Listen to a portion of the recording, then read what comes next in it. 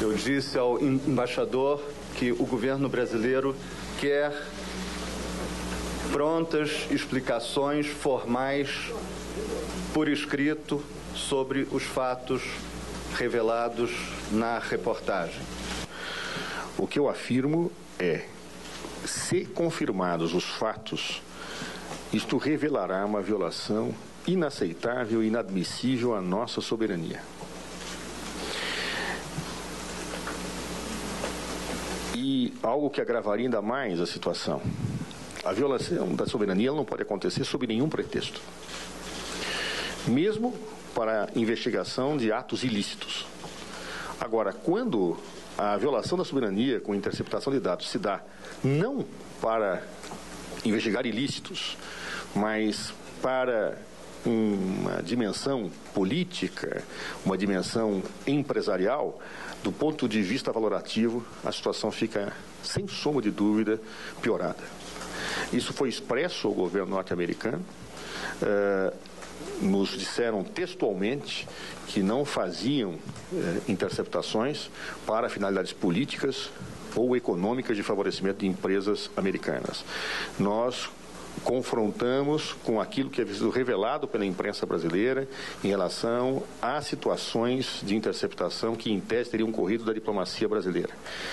Nós não tivemos nenhuma resposta conclusiva. E agora surgiram fatos talvez ainda mais graves, porque envolve a pessoa da chefe de Estado brasileiro em relação a isso. Vamos aguardar a explicação norte-americana primeiro. Sobre a minha conversa com o embaixador Shannon, foi uma conversa em que ele entendeu o que foi dito, porque foi dito em termos muito claros. Muitas vezes se acha que diplomacia é dar um jeito de explicar as coisas de forma sinuosa. Não é, não. As coisas, quando têm que ser ditas de forma clara, elas são ditas de forma muito clara. E foram ditas de forma muito clara. E ele tomou nota de tudo que eu disse. Hoje é feriado nos Estados Unidos, hoje é o dia do trabalho, mas ele se comprometeu a entrar em contato com a Casa Branca ainda hoje para narrar a nossa conversa e, como eu disse a ele, para que eles nos enviem por escrito as explicações formais que o caso requer.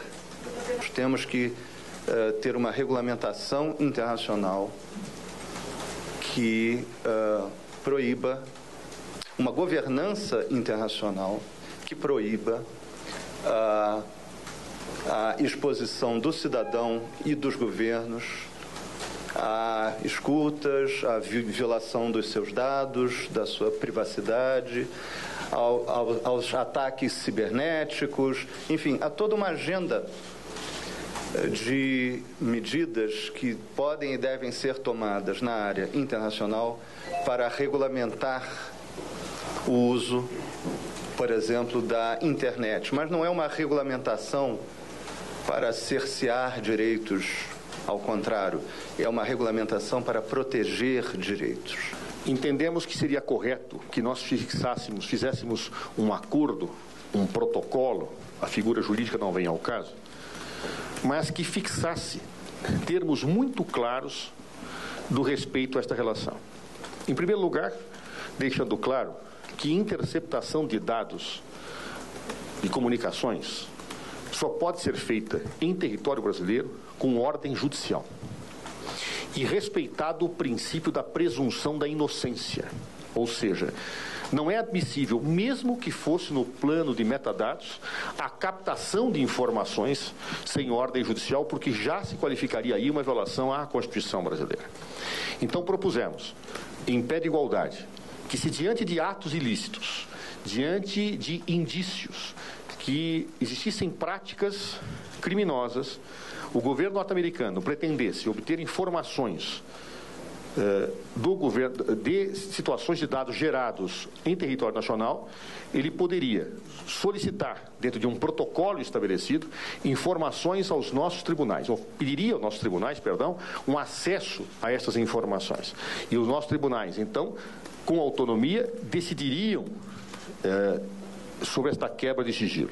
Da mesma forma, se nós brasileiros quiséssemos dados de cidadãos americanos relacionados à prática de ilícitos, também nos dirigiríamos aos tribunais competentes norte-americanos. Ou seja, um protocolo, é isto que foi proposto, que respeitasse a soberania dos dois países, que respeitasse o direito dos dois países e que efetivamente garantisse que o ilícito pudesse ser investigado, mas dentro das condições em que a presunção de inocência se afirmasse. Eu tive a oportunidade de afirmar ao presidente Joe Biden: a Constituição norte-americana é do século XVIII. A nossa é mais recente, é de 1988. Mas os brasileiros amam tanto a sua Constituição como os americanos amam a dele. E, evidentemente, esse tratamento de soberania entre países exigia um protocolo, um tratado, um acordo, não importa a figura jurídica, que legitimasse esta situação. Esse era o ponto central da proposta que fizemos. O governo americano disse que não concordava em fazer um acordo nesses termos, não só com o Brasil, mas com nenhum país do mundo. Essa é a afirmação que nos foi feita.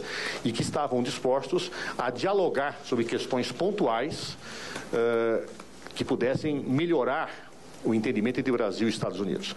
Nós dissemos que não nos furtaríamos ao diálogo, mas que diálogo seria possível se não fosse colocado uma discussão em plano meramente retórico, que o diálogo tem sentido quando se quer chegar a objetivos concretos e efetivos.